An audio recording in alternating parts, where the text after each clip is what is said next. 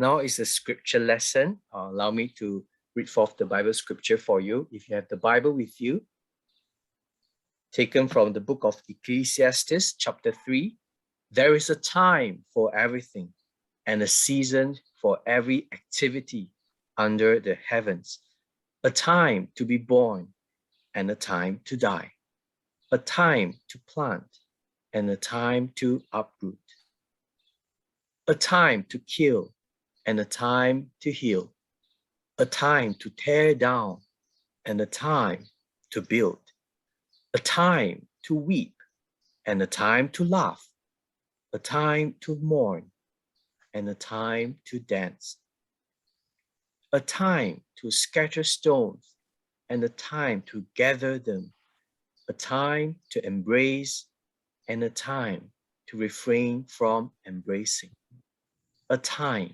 to search and a time to give up, a time to keep and a time to throw away, a time to tear and a time to mend, a time to be silent and a time to speak, a time to love and a time to hate, a time for war and a time for peace. What do workers gain from their toil? I've seen the burden God has laid on the human race. Verse 11, He has made everything beautiful in its time. He has also set eternity in the human heart. Yet no one can fathom what God has done from beginning to end. Reverend Lenita, please. Very good morning, pastors, delegates.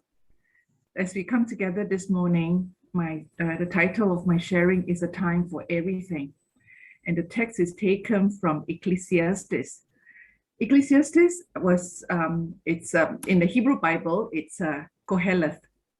In the Greek Old Testament, the Septuagint, it was translated as Ecclesiastes.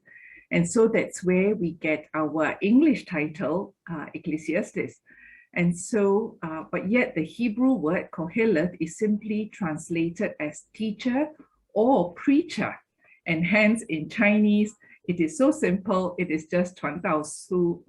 讲了这么多，就是解释这个这个书卷的名字英文的名字就这么长，华文的就这么简单，传道书。In chapter 1, verse 1, it says the words of the teacher, the son of David in Jerusalem. And so very often we look at this and we think that it is Solomon. But in fact, it is not stated explicitly that it is Solomon. But as we look at the words in this a book, we realize that the book is actually addressing the prosperous people who think that possession will bring lasting satisfaction. The more you have, the happier you are. But the preacher actually tells us that nothing under the sun is permanent, that all that we have, all that we do would all be taken away or we'll all lose it in a path of the wind. And so this morning, as we look at the very familiar passage of Ecclesiastes chapter 3, I do want to draw two lessons for us, especially as pastors and leaders of the church. The first lesson that we can learn is about times and seasons, that, or in Chinese, 定期定时. If we go back to Genesis, we see that when God created, there was a season and a time and a cycle. Remember in Genesis, God created. And then at the end of the day, it says there is evening, there is morning, and that is one day. And then that sentence is repeated throughout the creation narrative. There's evening, there is morning, a second day. And God created the sun, the moon, and the stars, and to allow them to govern the day and the night. And on the seventh day, he rested. The cycle of day and night, time of work and rest, and of course, the seasons in nature, is God's idea. A cycle, a routine, a season, a time for everything. I thought it was quite humorous, and I thank God for it. That this morning when Pastor Charles was leading, I think all of us could hear the cock crowing behind him. And that reminds us that it is morning, and the creation knows it, that night is over, morning has come. But very sadly for us human beings, we don't want the cycle. We would rather, if we can have 24 hours of daylight, we would want that. Or maybe for some of us, we would prefer 24 hours of night so we can sleep longer. And so we function differently. We resist the times and the season. Some of us don't know how to rest. Some of us don't know how to laugh. And some of us don't know how to throw away things. And some of us don't know how to embrace. But friends, this pandemic has taught us very, very precious lessons, isn't it? That this is a very good time to stop and to rest and to look and to reflect. I remember last year when the lockdown started, many of us didn't want it. We kept thinking, when can we go back to be normal? When can we go back? When can we do things as we have done before? But God, in his wisdom, has allowed us to stop, to reflect, to think. And so the first lesson we learned this morning, the times and seasons are all in God's hands. And so in Ecclesiastes, if you look at the description, time to be born, time to die, time to plant, time to uproot, there is that opposites, that there is a time to do and there is a time to rest. And in Chinese, the words are there that 每一件事情都有时，生有时，死有时，有时间种，也有时间拔起来。我们要学习这个定时跟定期是在上帝的手中。Yesterday, Bishop Jaya reminded us that in this pandemic, we thought that God has abandoned us. But no, he reminded us that our God is a holy God. He is sovereign. He is in control. He hasn't gone away and left us on our own. We just need to realize that this is a different season of our lives, of our ministry, and we embrace that it is a new season. Every year when we come together for the annual conference, ABC is important for us. All right, we report on the attendance, the work that has gone into the preparing the statistics report. All right, all the fellowship groups, the Sunday worship service, the prayer meeting, what's the attendance? And that's the measure of the growth that we have in our churches, and that's important. B is for buildings. New churches being built, land being purchased, and yesterday Bishop Lau talked about buildings, that the buildings that we built must be able to connect. But there was something that we have not thought about connecting before. And of course, C can be cash or collection. Okay, how much we collected as a whole, or on individual special Sundays, how much fund was given for theological education, to missions. All these are important for us. And so that has been our practice all these years. But now with the pandemic, we would know that all this ABC has dropped. Does that mean that our church has not grown? Not at all. In fact, I think for this pandemic season, we can downplay ABC and let's highlight DEF. And what's D? D is for disciple. And I think in the last 2 years, we have gone on one-on-one, one-on-two. We have continued with our disciple making. Disciple making is no longer a program in the church. It's no longer a course to be attended, but disciple making has become a way of life. And so in whatever forms, we continue our disciple making. And then E is eternal values. Now, as Christians, we all talked about eternal values. We talk about the fruit of the Spirit. We talk about the gift of the Spirit. We talk about values, Christian values, but we talk about it. Do we really focus on this? And even, pre-pandemic, our focus was still on the outward form. What we can see, appearance, structures are all important. And we held that very, very dear. But once all that is taken away, I think these 2 years, we have focused on integrity. We focus on kindness, on joy, on love, on peace, on relationship. And these are eternal values. And then F, I'm sure all of you would have guessed what F is. F is family. Isn't it amazing that God used this time for us to build up our family bonds, not just between parents with young children, with schooling children. Parents are sitting at home, helping the children with their studies, but also a lot of family time, a lot of celebrations, birthdays, anniversaries, weddings even. And in the last few months, personally for me, conducting memorial service online. And you're able to connect with friends and families locally and overseas. And so the relationship in families have taken on a very, very different forms. Friends, today as we continue with our annual conference, yes, ABCs are important. But I think the reminder from God in this pandemic season is DEF is equally important. And so we embrace that this is the season for us to focus on these values. Yesterday, we saw a video clip on the 120 years of the history of the Methodist Church in Sarawak.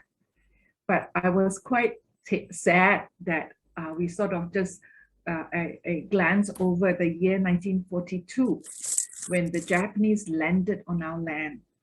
Now, I took this from the 50th anniversary manual, where it was recorded when the Japanese landed in 42, the leaders of the church make immediate changes, and even some of the churches were closed, some of the pastors were jailed, but the leaders at that time embraced it. And so churches, physical church, took a back seat, but disciple making, eternal values, and family relationship took the front seat. And after the war years, the church continued to grow. Look at us today. And so those of you who can read Chinese, try to go and get this access to this 50th anniversary manual. And from there, you would see how the leaders, our ancestors, embrace God's time and season. And so we can do the same. The second point for us to hold on to is this verse in Ecclesiastes chapter 3, verse 11. He had made everything beautiful in his time. 万物成为美好。上帝能够，而且上帝已经把万物成为美好。That gives us hope, isn't it? As we look around with all the new adjustments and we want to go back to what we had before, my suggestion to all of you friends is don't look back, look forward. Look forward to see how God will use this season in our lives and make something beautiful out of this pandemic. When the pandemic started, all the churches went into lockdown. And as pastors, we were worried, what will happen to our church? Can we still have Sunday worship service when there's no one in church? But look at us today. And even for our annual conference, last year annual conference was different. This year is again different. But look at what God has done in our midst. He has truly shown to us He can make it beautiful. Many of my church members in Kuching, mentioned that, you know, every time when pastors and leaders, we fly to Cebu for our meeting, they don't know what is happening, they can't join. But you're amazed, yesterday, many of our brothers and sisters, including our overseas friends, were with us during the opening service. Tonight's ordination service would also be online, and I don't know, thousands of people will be able to join us. And likewise, tomorrow's retirement and closing service. Isn't it a beautiful thing? If you look at this picture, some of us may recognize it. This is Changi Chapel, taken during the war years. The pastors were in front. These are all prisoners of war. They were expatriates working in Singapore, some of them missionaries, some of them church leaders, pastors. But when the Japanese landed in Singapore, the church was closed, and the leaders and all foreigners were interned at Changi prison. Initially, including the pastors and missionaries, they didn't know what to do. But we thank God for the vision given to them. And they started meeting in groups. And later on, they were able to meet in a worship service like this. And the amazing and beautiful thing that happened out of these war years was that the bishops of all the different denominations at that point in Singapore got together and worried about the church members they had left outside the prison walls. The locals, the Asians, the Chinese, at that point, the Malays and the Indians, they were without pastors. And so what the bishop then decided is that they should have a seminary to train local people to be pastors. And in time, this is the beautiful thing that God brought out of those war years. This is Trinity Theological College in Singapore as it stands today. Isn't it beautiful? And so, friends, in conclusion, this is a very unique annual conference, and yet it is beautiful and unique. 5 years from now, 10 years from now, as we look back, I know we will be able to thank God for this season in our lives and for the fact that we all embrace the change that He has brought into our lives. And so I'd like all of you to just spend some time to reflect on these two questions or thoughts. Name one thing that was important to you, but you have to let it go these 2 years. Some of us, I know we plan our holidays, we plan our family holidays. 1 year is with the paternal parents, another year with maternal parents, every other year, holiday locally, holiday overseas. We have all made perfect plans. But in these 2 years, we have to let it go. Think of something that was important to you. 我们一起来反省，我们思考一下，在我们过去的在疫情之前，有一件事对我们来讲是很重要的我们很好的计划我们的家庭的度假或者其他东西，我们很好的计划。可是在这2年，我们必须把它放开想一下是什么东西。My family gathers for Christmas, and we really take so much effort into it every year. The highlight of the year is Christmas. But the last 2 years, we haven't been able to do that, so we have to let it go. The other thing to reflect on is to think of one song, one verse, one Bible verse, one thought that God has spoken to you this year in the midst of the pandemic. Share it so that you can bless others. 另外一个，我们一起来思想，然后一起来分享，就是在过去的这1年当中，上帝对你所说的一个经节，它是一首歌，它是一个词，我们来分享，让它成为别人的祝福。